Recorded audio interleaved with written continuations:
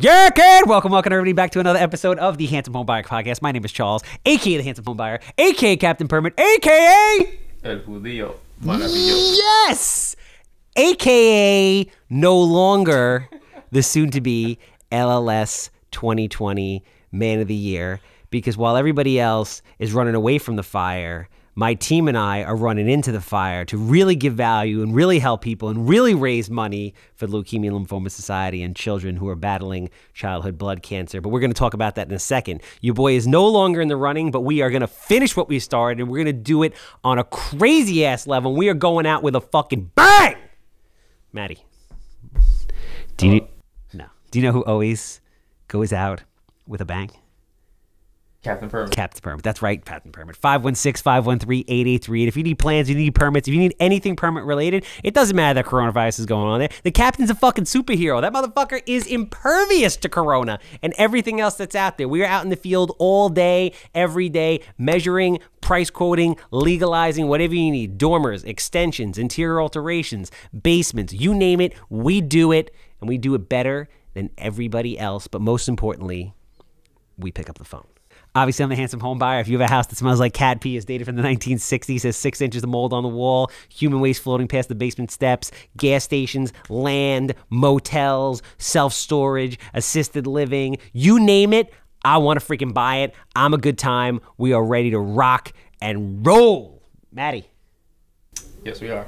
So, typically I would introduce the guest and then reference you, but today you are the guest. I am the guest. So it's a little bit different. So this is a big deal. This is fun. Time flies. Yeah. So Maddie and I were brought together by indirectly by my man Pinnacle. What's up, Pinnacle? A little over a year ago, I was searching for a guy like Maddie, and there's only one Maddie, right? So I found Maddie, and this gentleman Pinnacle, who builds houses, who I used to follow, was nice enough to give Maddie the tag, and I was like, that's the guy. I was like, I got to create content. That's the guy. So we met in a Starbucks, and sparks flew. And it was love at first sight. And we've been in a relationship ever since. Yeah, it's been a long year, but not really. Like, a lot has happened in this year, but it's flew right by. So the importance of this podcast is this: we kind of wanted to do a before and then now. So Maddie was on at the very beginning. Obviously, you guys, we talked about content creation, we talked about topics, whatever. But now it's like report card time. Yes. We're a year into it, so we want to be like, yo, where were we then? Where are we now? We're a little bit older, a little wiser. Has it had impact? Because a lot of people, and I'm sure you hear this all the time, are like, yo, what's the ROI of a personal brand? Yes, every day. It's almost every day. And everybody wants like the instant, success, the instant, like... I don't know how many deals they're going to get. If I make a video every week, or if I start making videos... Do they do that shit to you? I've had these conversations several times with investor guys, with people. Just every business people in the real estate space. Okay, I want to know what there are. I mean, I get it. As business people, we always want to know what the return on investment is going to be. I get it. Sometimes you just have to have a little faith, man. You've actually, and the cool thing is, and you didn't even realize this, like when you and I started working together, you've now carved out like this insane real estate niche where you're working with investors, contractors, home inspectors, realtors. Did I miss anybody? I think that covers loan officers. Yeah, I didn't expect to fall into this. Mortgage brokers. Just to backtrack, because I know we mentioned Pinnacle. I actually found him on Instagram. Right? Okay. He didn't find me. Just want to clarify that. But okay. On Instagram, but I say that to say, like, I went hunting. Yeah. Right, through hashtags. And this isn't a diss to him. I respect him. I'm grateful for the opportunity we were able to create together. And but that to me was like a perfect use case to do more. Like, I found someone on Instagram, we connected, we ended up working together, and not everyone even responded to the DMs. I sent out probably like 100 or more DMs during that time frame, and nothing happened, right? He was like, so it's like it's like when you're trying to convert, in sales, only a certain percentage are going to convert, so it's the same thing. And then when we started working together, things kind of just got a little crazy and snowballed. Yeah, and it's interesting to see just the evolution in general. So I hope while I'm talking about this, we can flip back to a clip. So there's a clip that I distinctly remember because I watch it all the time because I think it's fucking hilarious. Of you, we're in the deli, And I'm like, you look like Cristiano Ronaldo. And you're looking at me like, who the hell is Cristiano Ronaldo? And I'm looking at you like, you're Spanish. How do you not know who Cristiano Ronaldo is? But your body language is visibly very different then than it is now. Like hands in the pockets, you were just kind of like, you know, a shy dude. Like you were the guy that's behind the camera. But now you're not. Yeah, I'm much more comfortable in front of the camera now. And working with you has definitely inspired me to put myself more out there, you know, in front of the camera. Because I just throw you in. I just throw you in the fire. I just throw you in front of the fire. And I thank you for that. I appreciate that. I know some people think he's bullying me or embarrassing me. It's not really embarrassment. It's, you know, sometimes when you're introverted the way I am, it's good to be around people that are the opposite of you and pull out, you know, the best of you in that way. So that has been changing. You know, I've made several pieces of content for myself. More comfortable on Instagram stories. That was something I would think twice about, talking to an Instagram story. Like, it'd be like the only anxious moment before even doing something simple like that. Which is super ironic because you're the guy who's like, yo, you gotta do this. You gotta do it. You gotta do it. You gotta do it. But a lot of people are like that. You know, I can look at someone and know exactly what they're missing in their content strategy. But when it comes to even my own stuff, sometimes I'm overthinking it. I'm like, oh man, should I do it like this or do it like that? But I'm way better at diagnosing like other people's stuff. But I'm getting better with myself. It's more of like a subconscious thing with me. So, yeah. Yeah. No. So do me a favor. Speak to the people about just the feeling of discomfort and how important it is to overcome that discomfort, and what it has ultimately led to for you while we were working together in the last year. Okay. So I'll address that. So being uncomfortable. Right, you have to get yourself into uncomfortable situations to grow, right? Like, whatever makes you uncomfortable, you have to attack it, you have to face it. It sounds cliche, like face your fears, but it's just true, right? And business, I always compare it to business. If you're afraid to talk to people and negotiate, then you're just gonna be broke. You're not gonna do anything. You're not gonna grow a business. You're not gonna be successful. So it's the same thing with making content.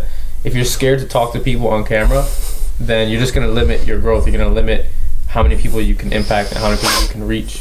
So when I make content now, that's what I think about. I go, when I had like that self-doubt, it's like, yeah, but if you're scared, you're basically scared to be successful.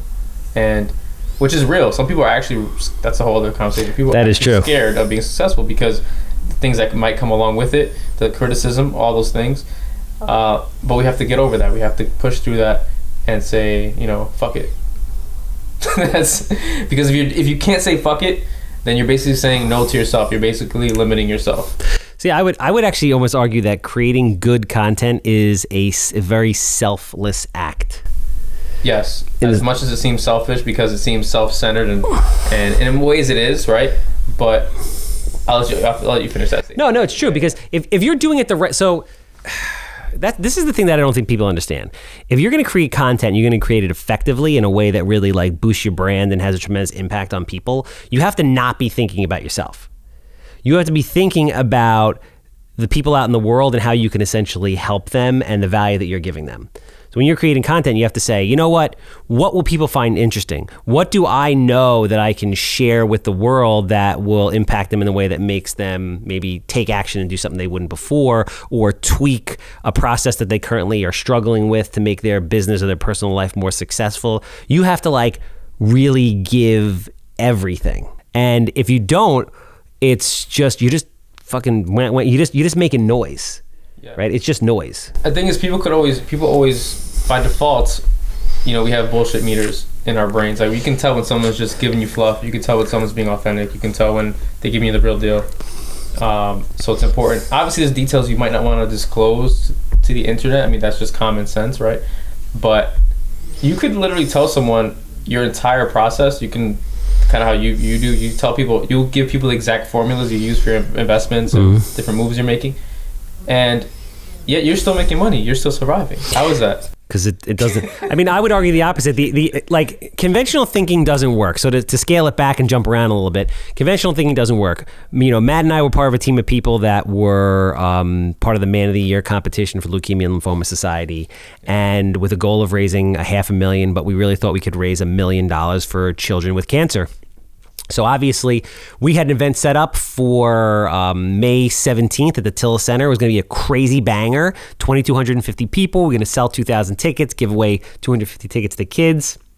that wanted the education, and all the money was going to go to LLS, and it was just going to be crazy. Long Island's 9 top investors, realtors, construction people, just dropping knowledge, right? And a lot of people were nervous about that. Like the powers that be were like, this is not conventional. This is not what you do. But yeah, that's why it's going to work. And then we launched it, and we sold a butt ton of tickets. We had over 500 people opt in within the first like week and a half or something, and it was going to be an amazing event. And then the corona hit and the fucking world went crazy. Changed everything. The world went crazy. Yeah. And then now obviously we can't do it. So we're in that moment, and we're gonna say to ourselves, okay, what can we do? You know, the world, and I look at the world, I look what's going on in the world. I'm like, everyone's running around ShopRite fucking stocking up with, 4 years worth of meat. Not gonna do that. And toilet paper, right? I'm like, so in all times, especially stressful times, I feel like the best thing we can do is go against the grain and run into the fire. Yes. And this goes for everything in life for the most part. So the team got together and we were like, you know what? Fuck it. This is what we're gonna do. Everyone's like, push the event back, push the event back. LLS actually ended up pushing the entire competition back. It's a 10-week period, although not really a competition because we're here to raise money for children. But they pushed it back. So it's going to start mid to late May. We decided collectively as a group that we're going to push this thing up to April 19th, which is 4 weeks from this Sunday, which conventional thinking is like, why the hell would you do that? Well, there's a bunch of different reasons why we're doing that. A, we're going to stream the event live, right, from a studio, and we're going to give it all away for free, as opposed to before we were going to sell tickets and all the money was going to go. Now we're going to do straight Jerry Lewis telethon style for all you people that are older than millennials. If you are millennial, YouTube it. It's dope, right? Straight Jerry Lewis telethon style. So we're going to have people on the phones. We're going to be live streaming all the same guests, more guests, and we're going to stream it globally for free. And during that process, if you're able to give and you like what you're seeing, you're getting value out of it, call us up or donate online, and all that money is going to go to the Leukemia and Lymphoma Society. So I would argue that it has a potential to be twice as big as it was before, because now we're not limited to 2,200 people. Now it's global. On top of that, you're going to have a captive audience of people who at that point are, unfortunately, and don't hate me for saying this, are probably still going to be stuck in their houses with everything that's going on right now. And they're going to want a distraction from listening to News 12 and seeing coronavirus every 2 minutes. And in addition, they're going to say to themselves, listen, there's something that I've really, really, really appreciated during the last few weeks. Section 8 rentals and real estate in general. Now, you're going to learn a ton of strategies from the best in Long Island, the best in the 5 boroughs. And these people, knock on wood, are in really great positions because they have the knowledge that has enabled them to put them in a certain place where they're somewhat insulated, if not bulletproof. Like, I have a lot of Section 8 rentals. Unless the government blows up, and at that point, it's not really going to matter, I'm getting paid every single month. So if I can't flip any more houses or do any other kind of deals, I'm just going to sit around, and there's going to be checks that are going to roll in, and I'm going to be fine. On April 19th, I'm going to share with you the intimate details about how I did that and how I do it every day. Billy Alvaro is going to share with you the intimate details about how he gets hundreds and thousands of qualified leads. Brian Karp is going to tell you how he sold 205 houses a year. The point is, the sky's the limit. Now you're sitting on your couch. You have the ability to take advantage of these people and the knowledge for free. And you can implement that, so the next time there's going to be an economic downturn, which there is going to be again in the future, it always happens every 7 to 12 years, you will hopefully be in a different position. So everybody tune in. We're going to be putting the word out via social media, advertising, etc. Tell everybody you know across the world. And listen, if you just lost your job, or you're nervous, you're in a bad position, and you can't give, I get it. That's cool. I hope you learned something, and I hope it changed your life. If you are fortunate enough to be in a position where you can give even $1, give it, support the cause, and I think this is going to be the biggest thing ever. But LLS did not see it that way, so we are no longer officially in the Man of the Year, Man or Woman of the Year competition, but that doesn't matter because we're here for the kids, we're going to do it, and we're going out with a fucking bang! Yeah, we're going to push it all the way to the end. You committed to raise this money for this cause, and whether you're winning some type of title or award, doesn't matter at this point. We're gonna execute. So to bring it full circle, when it comes to shooting the shot, we're going to come back a year ago. So now we're a year ago. I'm meeting Maddie. I walk into the Starbucks, and nobody can give you, like, there's no ROI that somebody can give you up front for a personal brand. So now I guess let's get to the point of a lot of what the segment is, which is how have things changed in the last year? How has it impacted? How much time do we work together? What do we generate based on that amount of time? Right? So a lot of people are like, oh, bro. So, all right, let's start with like the stats, the actual like number stats. Okay. Which one do you want to start with? So I'll start with like the number stats that I know of. So when you and I first started working together, I had 650 Instagram followers and like 2,000 Facebook friends, right? Okay. And people like this kind of stuff. Yeah. So we'll just full, totally transparent, full circle. Today, I'm about to hit 4,000 Instagram followers, and I have like 4,300 Facebook friends, right? Some people think this is a big deal. Some people don't think it's a big deal, but we got to put it in there. Basically everybody in the real estate space now, if they didn't, knows who I am, period. Yeah. How you quantify that, I don't know. I can say last year that 3 deals, 100% 3 deals, came to me from people that I did not know who called me off of my social media presence. Okay, and just for the sake of, argument, whatever, what was the rough value of those deals? Way more than I invested with you. Exactly. Right? So like... You don't have to disclose the exact But amount, yeah, it makes sense. That was my point. Like, people, they want everybody wants the instant gratification, but that's just not how this works. No. It's not... You gotta believe, man. You gotta have some faith. And followers doesn't matter. Like, you can have 500 followers and be getting 200K plus a year in deals just because you're putting out content. Well, it's also a matter of it's also the quality of the followers, right? So what would you rather have? Would you rather have 1 million people following you and only 10 of those people have the ability to impact your business? Or would you rather have 5,000 followers and 3,000 of those people have the ability to majorly impact your business? Yeah, so it's quality over quantity.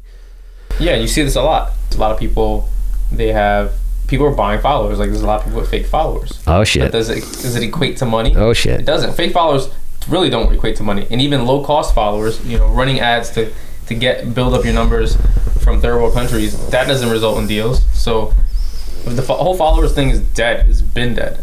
But some people don't understand that. They don't get that. And like I said, at the end of the day, it's hard to quantify, because you don't know who you're going to reach. You don't know who you're going to touch. No. That's going to call you up and say, hey, man, I got this property. Boom, and you just made 50K or whatever the case is. Yeah, I mean, there's nothing but opportunity. So that has happened. So if you want to talk about directly quantifying, okay, those are the numbers, and then on top of that, I've definitely gotten deals off of it. All right, Captain Permit, right? Totally separate business. Captain Permit became profitable 30 days into operation. Originally, so we were running the MLS ad, which we're running that in conjunction with Lotus Quotes, with our team on Lotus Quotes, because the ad just got so insanely expensive, didn't make any sense. But we ran that ad, and we were doing straight social media through the platforms that you and I are working together on every day, and that business, boom, took off. And it's been profitable since day 30. Essentially. So that's massive. I mean, how many businesses do you know 30 days in, just based on the following, can become profitable? That's the thing. Like, if you have the attention and you have the following, there's so much shit you can do with it, providing you're giving them real value and not bullshit. Exactly. Right? So we have that. Another very cool byproduct of what's going on is I'll be out like having dinner with somebody, and a random person I don't know will come up to me and be like, hey, listen, you're the Handsome Homebuyer. I was like, oh, yeah. They're like, yo, I watch your content. It's freaking dope. I want to get into flipping houses, or I flipped my first house because I watched your video, or I bought my first rental because I watched your video. Like, you have the potential to really impact a lot of people in a positive way. They're like, yo, thank you for putting the real shit out there, because most people don't, or they're trying to charge me for it. Like, you are 100% real all the time. Yes. That's funny when people ask you, how do you do it? Is it an act? Yeah, or they're like, why? Or they're like, why do you do it? Like, why would you tell people that? Yeah. Well, again, I'll touch on that real quick, because that was a fly. No. That goes back to the old school mentality. The fear, like, it's like a fear-based mentality. Like, oh, if you give away all your secrets, then someone's gonna steal your business. Stupid. That's just not how it works. stupid. No, it doesn't make sense. Again, you would be surprised. The more you give to people selflessly, the more you will end up getting. Like the more the world aligns for you, the more positive things happen. It's just, it's a win-win-win situation. So in the last 12 months, we've went from 650 IG followers to 4,000. We've more than doubled our Facebook friends. We're extremely well known in the microcosm of, you know, real estate. Matt's business has exploded based on just the collateral attention. Where I go, it's like, you know, people want to take a selfie with me and tag Handsome, tag me. You know, it's just about community. It's about networking. It's just having those, you know, those kind of the mutual jokes in place. Like people will reference a joke that we have. Yeah, stories. it's like people feel that they know you. Yeah, yeah. Which is a very powerful thing. So it's not about attention for vanity's sake. Yeah, no. It's about attention for making the world a better place. And if your business benefits while you're doing that, it's just a great byproduct of what you're doing. Oh yeah, 100%. But content creation has to be a selfless parental act, in my opinion, in order to be successful. Yes. Although, like we said earlier, it comes off as a very vain thing. Yeah. And for some people, it is a vain thing. It's like I just want to see my face out there. But even then, by you doing that, you're still marketing yourself and you're still producing, you know, results for yourself. I mean, I will say to people, like, after a year, I believe it full like, I understand. We never really reference Gary Vee because I have a lot of respect for Gary Vee. What he does is amazing, but I don't reference Gary Vee because people just like obsess over him and beat it to death. But if you listen to Gary Vee say you got to build a media company, once you start doing this, you get it. You realize, especially as time goes on and the older generation that isn't as big into social media gets older and leaves us, the younger generation, this is their life. This is how they communicate. So you literally have to be pumping content out regularly all day. And the only way to do that efficiently is to either become vertically integrated if you're looking to do a lot, or work with somebody like Matt on a weekly basis or at least a monthly basis to generate content that can be peppered out. Yes. So to answer people's questions, they're always like, how long do you work with that guy for? So Matt usually comes in on Fridays. Today's not Friday, but Matt usually comes in on Friday. And we work whatever day. Could do that week, yeah. From 8 o'clock in the morning till, let's say, 11 or 12. And during that period of time, we'll have a guest on, so we'll shoot a podcast. So we shoot the podcast. Podcast runs 45 minutes. We'll go out and shoot a vlog, which is a 3 to 8 to 10 minute video of whatever we want to talk about that day, whether we're teaching a lesson or showing a property or explaining something. Then we'll do two things we call nuggets, which is just 30 to 90 seconds of just whatever nonsense advice I want to throw out there. Love it or hate it. And then I get thumbnail pictures for both the vlog and the podcast and some stills. And then the cool thing is, like, when you have that content, you could chop it up and use it a bunch of different ways. So I usually take the podcast and I chop it up and make anywhere from 2 to 6 clips. Yeah. So at the end of the day, we have anywhere from like 8 to 15 pieces of like real quality professional content for the week.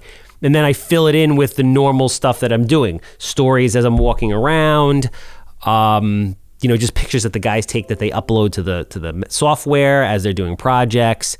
And it just creates a crazy force online. It's a lot of content. It's a lot. You know, so talk to people about having multiple platforms and the importance of, you know, posting across LinkedIn, Snapchat, Facebook, Instagram, and TikTok. Okay, so I haven't been playing too much on TikTok a lot lately myself. I'm just getting... You have been or you haven't? I have not. Okay. I have not been. For me, it's not that I don't get it. I get it. I just don't know if I like it yet. That's how I feel about it. But I know from a content standpoint, yes, you should be on it. But I also have a belief that depending on what you want to do, you have to decide. That'll help you decide what platform to really focus on, right? Because we know the crowds on different platforms are different. Each platform has, you know, if you're on Facebook, it's a certain demographic. It's usually the older crowd. Instagram is mostly for the millennials. Because look, I have a 11-year-old son, and he lives on TikTok. He doesn't even open his Instagram app. Like, I was like, really? Hey, did you see? Yeah. Well, like, hey, did you see? Your 11-year-old son has a phone? Yeah, got a phone. Well, he lives in Cali. Oh, I'm sorry. So my point is, like, you have to know your demo. You have to know who you're trying to reach, and that in itself helps you figure out your content strategy. People just think, I'm just gonna spray every platform, but that's not necessary. You know, it's not necessary. And then back to your Gary Vee point, you know, it's important to have a lot of content out there, but I just wanted to point out that Gary Vee also has like an army of people behind him. And I guess sometimes people think that it's funny that the amount of content that you put out, people think that we work together like all week or something. Yeah, but you don't have to. But you don't. You can batch shoot, batch edit, and then schedule posts. You know, that would be the ideal thing for most people. I mean, it is work, but you have to make it part of your business like anything else. Yeah, it is. It definitely works, especially in the beginning, getting you accustomed to the scheduling and just like. And you're a very busy person, so the fact that you've been able to mesh it into your schedule, into your lifestyle, it means anybody could do it. You know? Yeah, you have to do it. I mean, for me, it's a lot of different things, and because when you're online, people feel that they know you, so you have to be your genuine self. So when you're looking to do things in the community, development, etc., you want people to be able to have access to you. Most people are like, oh, I'll fly under the radar. It's like, for me, no. If you're in it for the long game, you want people to be able to see that, yo, you know what? This is who this dude was in 2012. He's still that dude today in 2020. You know, he's not giving us a pie in the sky, you know, bullshit scenario. If he's building X, he's really going to do it. If he says he's going to keep it and not move away and he's going to stay here and he's in it to help Long Island, well, here he is raising money for cancer. Here he is donating his time to educate children. Here he is doing this or that, whatever. Right? You have the ability to show people who you really are over time. Yeah. I mean, people also change though over time. You know what I'm saying. You know I gotta be. I don't think people really change, bro. The core of who you are doesn't change. You might be into different things and you mature, but like if you're a dickhead, you're always a dickhead. Yeah, like if your parents were dickheads and you're a dickhead, you're always gonna be a dickhead. I guess I don't look at change just in that way. I mean, like 10 years ago, I wasn't creating content. You know what I mean? Like I wasn't. But you didn't. I mean, I was, but not in this capacity. Yeah, you didn't change. You're still the same person you were. You're just now a content creator. You have tiny feet. What size are those things? These are 8. This is a big, wide 9. Why does it gotta be a big one? I don't know. You just look like you have baby feet. I don't think those things are really 8. That's not important. I digress. Yeah. Oh, I wanted to also jump back to something real quick that I think is important for people to know. People need to know exactly who's on each platform, right? So TikTok is people that are 24 or younger, right? IG is people that are 25 to 35. Right. Facebook is people that are 35 to 45. What is LinkedIn? LinkedIn is like more professional-esque. It's supposed to be more professional, but now people are actually posting more content on there because they're able to get more attention on their posts now. So yeah, it's kind of a little flexible right now. So I post whatever I'm going to post, I post it across every platform, right? Same shit. And then sometimes I'll cater certain things to certain platforms, right? But I remember a year ago when I was posting videos and pictures on LinkedIn, people were like, stop fucking posting that shit. You're supposed to post resumes, right? Now nobody says shit. Now it's very content. Now it's cool. Yeah, super content focused. So it's just interesting to see how that has evolved. Yeah. But I mean, listen, in the last year, night and day difference, man. It's just when you have a following, it gives you, it's like a superpower that has to be, it can be used for good or evil. Yes. But if used for good, it is a very, very, very powerful thing. Always use it for good. Yeah, and going back to the numbers game, right? Because we're talking about followers or followings. It doesn't need to be a large number of people. Like, how many agents are there on the island, right? There's what? 30,000. Now, all the agents don't follow you. No. But the main ones do. Yeah, or even every day, like, again, another thing that Gary Vee says is very interesting. He's like, yo, there's 8 million people that are following me on Instagram, but there's even more people that have never freaking heard of me before. There's just, technology has given you the ability to reach so many people. It's just, you have to take advantage of it. So whatever it costs, if you're still doing things the old school way, like if you're an agent, if you're still advertising on bus stops, if you're still advertising in periodicals, if you're still doing the same traditional shit that's been done for the last 40 years, exclusively, you're gonna wake up one day and you're gonna be in trouble, because it takes time to build up all that content. You also have to be like diligent with this shit. Like every week, you and I get together every week. Yeah. But I also wanted to touch on that, just to segue real quick into this. So like, let's say you don't have a budget for a Mattr Visual or a content creator on your team. There's several ways. There's a lot of ways to create content on your own. There's tons of resources on YouTube. I mean, the whole key is just to literally just start doing it, because people are scared. Like, oh, we'll go back to the self-doubt thing. You're self-doubt, you're insecure, you don't know what you're gonna talk about. It's real simple. You just write down certain thoughts as they come to you. Keep a journal of your thoughts and ideas, and then find some time, a quiet place with decent lighting. Use window light. Use your phone. Make a story. Make an IGTV video. The other day, I just was I was talking to Listed by Lewis. Oh yeah, that's the man. He had a thing. He's fascinated with the size of your hammer, bro. Is it? Hold on. Every time I talk to him, he's like, "Bro, how did that kid get a fucking hammer?" Let me finish. All right, keep going. So he posted something in his stories. I said, "Hey man, look, you need to make a video about that for your IGTV and post it. Just post it." And he did it in like 10 minutes. He did it. Yeah. And he got some engagement on it. Yeah. Because stories are cool, but stories don't live forever. They're gone. They're here for 24 hours. They're gone. Got to stack them. So it's just about understanding the platforms, the behaviors, and that's it. And that sometimes takes time to understand. You know, you could hear Gary Vee talk about something 8,000 times and not understand it until you actually pay attention to it and go through the motions, create the content, and then see what's happening. You know what I learned recently, which is dope, and I've been doing it, and this is like a good thing for people to kind of regiment themselves, and it really works.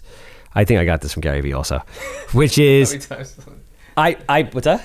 How many times you say Gary Vee? I feel like adding a Gary Vee. So, I mean, listen, you got to give props to the guy. He's the fucking man.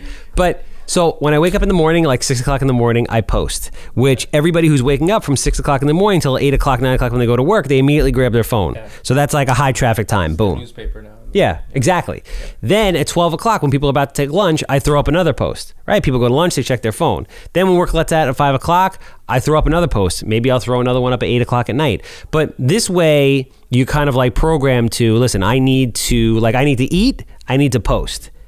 And you'll be posting 3 to 4 times a day per platform. If you're on 4 or 5 different platforms, you're putting out 15 pieces of content every day, and pretty soon it becomes this force. But you're also getting engagement at the peak times when most people are watching.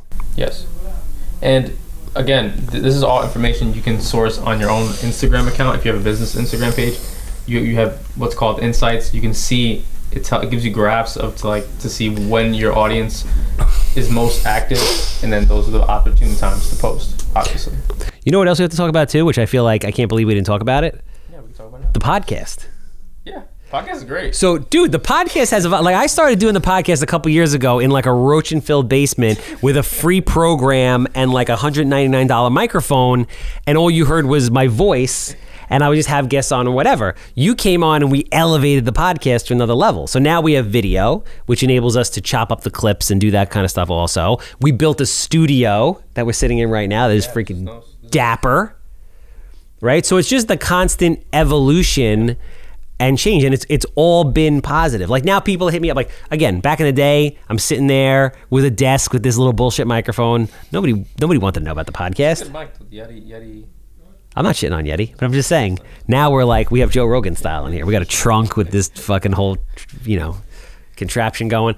But the point is, now people hit me up on the regular, and they're like, yo, I want to come on the podcast. And I get to meet very, very cool people. Yeah. And all we're really doing here is sitting in front of, a simple mic in a setup that looks like your living room. Yeah. And it's awarded so many unbelievable opportunities. And we've shared that. Now a lot of people locally are in the real estate space are starting to do podcasts, and it's a great networking tool. I know you didn't start it for that. I don't know was that when you first started it, the purpose behind it. Did you feel as if it was a networking tool, or did you just want to have a platform to express. You know what it was? I'm always about, like, I get bored real easy. So I always need to be pushing the bar. It's part of my personality. It's why I am who I am, right? So because I'm always looking for like that next thing, I was like, oh, there's this podcast thing out. Fuck it. Let's try that. Let's start doing it. And then as we do the podcast, we're like, oh, well, now we're doing the podcast. We need to get video. And now we're doing video. We definitely need to build a studio. And then who knows? Maybe we'll be on HGTV and have our own paint line in freaking Home Depot one day. You never know what goes on. But the point is, in life, you're either growing or you're dying. And there's no in between. Yeah, that's an interesting choice of words. Considering the... Really, you had to be a dick and take it there? So, the point is this. It is very important to build your own personal brand.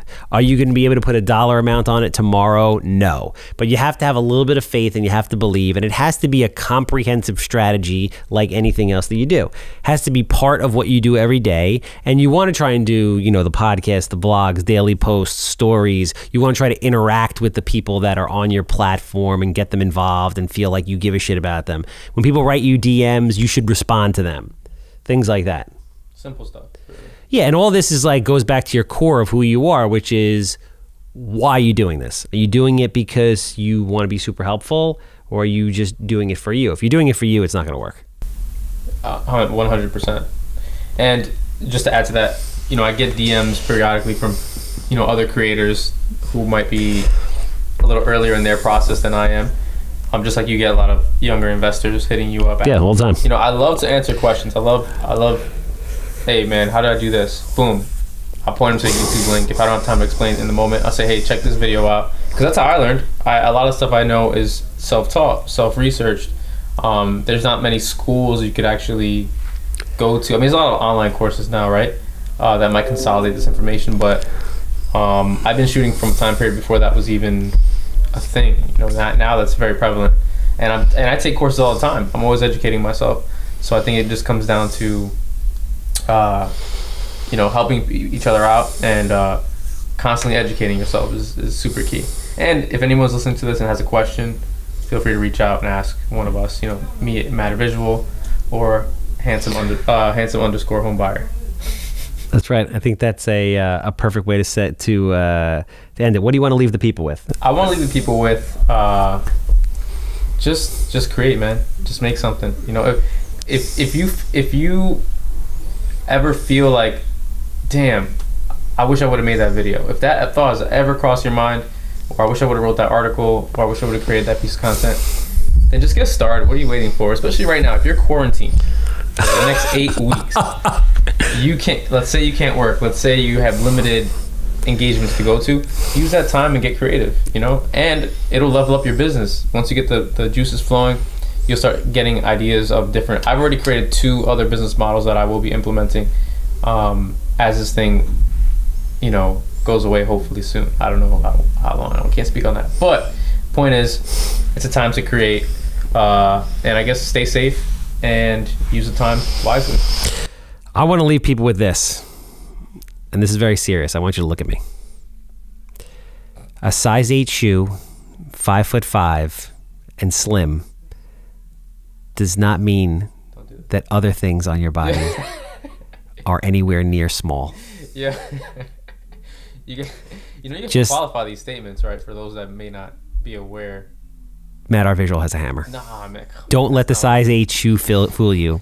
This dude's got a hammer. Obviously, I'm the Handsome Homebuyer. If you have some piece of real estate that you'd like to sell, I would like to buy it. April 19th, we are streaming live. We don't, for free. We would love your support and your donation, but what we would love even more is if you reached out to your entire national network and you said, yo, Long Island, which is the hardest place to do anything, is best in real estate, are going to be sharing all the knowledge that they've amassed in the up to Carl Chavone 40 years worth of a career to the world for the benefit of the LLS. You need to tune into that shit because it could change your life. Stop watching Netflix, right? At that point, you've had enough of Netflix, enough of your wife, enough of your girlfriend, enough of your husband. Take a break. Check us out. LIRealestaterevolution.com. Opt in. This way we can send you the free link We're not trying to sell anything. There's no programs. It's 100% for charity, 100% free, and 100% for the country in a time where the country needs it. We're out.